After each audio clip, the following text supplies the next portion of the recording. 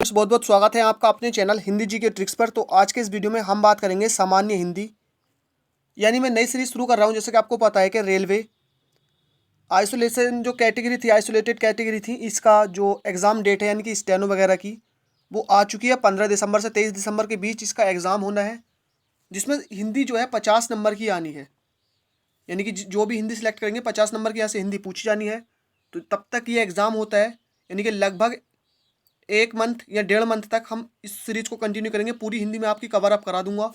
इसके लिए आप चैनल के साथ बने रहिए, सब्सक्राइब कर लीजिए और वीडियो पसंद आने पर इसको लाइक कीजिए और दोस्तों के साथ भी शेयर कीजिए। चलिए करते हैं शुरू। तो सबसे पहले है गोद में सोने वाली स्त्री, यानी गोद में सोने वाली स्त्री को क्या कहा जाता है? तो इसे कहा जाता है अंक शाइनी। अंक शाइनी। जिसको गोद में स्थान मिला हो तो इसको कहा जाता है अंकस्थ, यानी जिसको गोद में स्थान मिला हो क्या कहा जाता है? अंकस्थ। वह रोग जिसका ठीक होना कठिन हो तो इसे कहा जाता है असाध्य। अन्य माता से पैदा हुआ भाई तो ये कहलाता है अन्योदर या सोतेला। देखिए ऑप्शन में आपको सोतेला बहुत कम मिलेगा। अन्य माता से पैदा हुआ भाई क्या मिलेगा आपको? अन्योदर। काफी ज्यादा मिलेगा क्योंकि ये एक अलग शब्द है। नेक्स्ट है जिसका कोई मालिक ना हो तो ये कहलाता है अन्ना, यानी जिसका कोई मालिक ना हो। अतिथि की सेवा करने वाला ये कहलाता है अतिथेयी। अतिथि की सेवा करने वाला अतिथेयी। नेक्स्ट है जो चक्र धारण करता हो तो ये कहलाता है चक्रधर, यानी जो चक्र धारण करता हो तो कहलाता है चक्रधर। वह जायदाद जो उत्तराधिकार में मिली हो तो ये कहलाती है रिक्त, यानी वह जायदाद जो उत्तराधिकार में मिली हो तो क्या कहलाती है? रिक्त कहलाती है। लुभाया या ललचाया हुआ तो ये कहलाता है लुब्ध, यानी लुभाया हुआ या ललचाया हुआ क्या कहलाता है? लुब्ध कहलाता है। पूर्ण रूप से फूला, पका या पचा हुआ तो इसको क्या कहते हैं? परिपक्व। ये वन वर्ड है और काफी ज्यादा एग्जाम में आपको 4 से 5 नंबर के देखने के लिए मिलने वाले हैं। तो पूर्ण रूप से फूला, पका या पचा हुआ क्या कहलाता है? परिपक्व। सावधान रहने वाला व्यक्ति ये कहलाता है सतर्क। सावधान रहने वाला व्यक्ति क्या कहलाता है? सतर्क। अनुचित बातों के लिए आग्रह तो ये कहलाता है दुराग्रह, यानी बुरा आग्रह। दुराग्रह का मतलब ही बुरा आग्रह होता है। तो अनुचित बातों के लिए जो आग्रह होता है क्या कहलाता है? दुराग्रह। नेक्स्ट है असाधारण मेधा बुद्धि वाला तो ये कहलाता है मेधावी। असाधारण मेधा बुद्धि वाला क्या कहलाता है? मेधावी। जिसके पास कुछ न हो क्या कहलाता है? अकिंचन। जिसके पास कुछ ना हो। पूर्व और दक्षिण का कोना, यानी पूर्व और दक्षिण का जो कोना है ये क्या कहलाता है? तो ये कहलाता है अग्निकोण। आगे का विचार करने वाला ये कहलाता है अग्रसोची। आगे का विचार करने वाला। जिसकी चिंता न हो तो अचिंतनीय, यानी ऐसी चीज जिसकी चिंता ना हो तो क्या कहलाती है? अचिंतनीय। मन को मोहने वाला क्या कहलाता है? मनमोहक, यानी मन को मोहने वाला क्या कहलाता है? मनमोहक कहलाता है। नेक्स्ट है वह स्त्री जिसका पति दूसरा विवाह कर ले, यानी ऐसी स्त्री को क्या कहते हैं? जिसका पति जो है दूसरा विवाह कर ले तो अध्युणा। जो वचन या वाणी से न कहा जा सके तो अनिर्वचनीय। जो वचन या वाणी से नहीं कहा जा सकता क्या कहलाता है? अनिर्वचनीय। किसी पुरुष से प्रेम करने वाली अविवाहित स्त्री, यानी किसी पुरुष से, पुरुष कौन होता है? जो शादीशुदा व्यक्ति होता है। और इससे जो प्रेम करने वाली अविवाहित स्त्री का मतलब होती है जो कंवारी कन्या होती है, तो उसको क्या कहते हैं? अनुड़ा। साधारण या व्यापक नियम के जो विरुद्ध वस्तुएं होती हैं ये कहलाती हैं अपवाद, यानी जो साधारण या व्यापक नियम होता है इसके विरुद्ध जो वस्तुएं होती हैं तो ये अपवाद कहलाती हैं। आवश्यकता से अधिक धन का ग्रहण न करना तो ये कहलाता है अपरिग्रह। ये कहलाता है अपरिग्रह। नेक्स्ट है जिसको पकड़ने में दिक्कतों का सामना करना पड़े तो ये कहलाता है दुर्विग्रह, यानी जिसको पकड़ने में दिक्कतों का सामना हो तो दुर्विग्रह कहलाता है।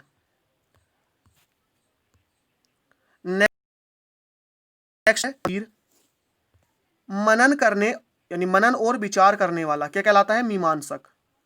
कन्या का विवाह कर देने का वचन देने की जो रस्म होती है तो ये कहलाती है वागदान, यानी कन्या का विवाह कर देने का जो वचन होती है, ये वचन देने की जो रस्म होती है कहलाती है वागदान। चोरी के लिए मकान की दीवार में किया गया जो छेद होता है, बड़ा सा छेद, क्या कहलाता है? ये सेंध। बिना अधिकार के दूसरों की वस्तुओं का उपयोग करने वाला, ये कहलाता है परिभोक्ता। यानी बिना अपने अधिकार के और दूसरों की वस्तुओं का जो यूज करता है, तो ऐसा व्यक्ति कहलाता है परिभोक्ता। एक से अधिक बातों में किसी को स्वीकार करना, ये कहलाता है विकल्प। जैसे हम एग्जाम में क्वेश्चन करते हैं तो वैकल्पिक करते हैं, तो एक से अधिक बातों में किसी को स्वीकार करना।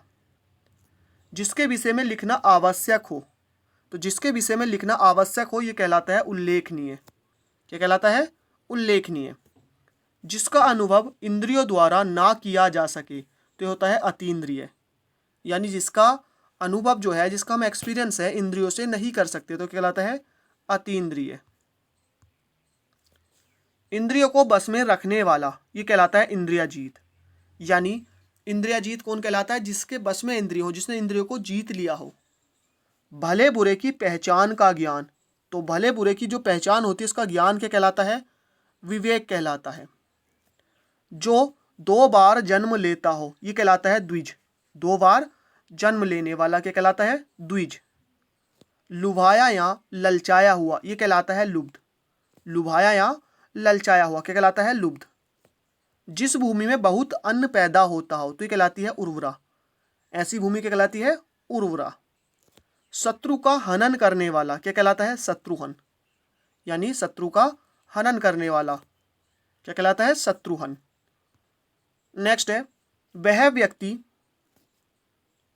जिसके सिद्धांत हो, तो क्या कहलाता है? सिद्धांतवादी। यानी ऐसा व्यक्ति जिसके अपने सिद्धांत हो, तो क्या कहलाता है? सिद्धांतवादी। किसी काम को चित्त लगाकर करने वाला, यानी कि मन लगाकर करने वाला, तो कहलाता है दत्तचित्त। नेक्स्ट है, जो हर समय दूसरों की बुराइयां खोजते हैं, तो ये कहलाते हैं छिद्रान्वेषी। यानी ऐसे व्यक्ति जो हर समय दूसरों में बुराइयां खोजते रहते हैं, तो क्या कहलाते हैं? इनको छिद्रान्वेषी। जिसको एक स्थान से दूसरे स्थान पर ना ले जाया जा सके, ये कहलाता है स्थावर। जिसके विद्या से विशेष अनुराग हो, तो ये कहलाता है विद्या व्यसनी। क्या कहलाता है? विद्या व्यसनी। नेक्स्ट, रात और संध्या के बीच की जो वेला होती है कहलाती है गोधूली। क्या कहलाती है? गोधूली। नेक्स्ट है, ऐसी बुद्धि वाला जो किसी बात का हल तुरंत निकाल ले, ये कहलाता है प्रति उत्पन्नमति। प्रति उत्पन्नमति। नेक्स्ट है, यात्रियों के ठहरने के लिए धर्मार्थ बना हुआ घर, ये कहलाता है धर्मशाला।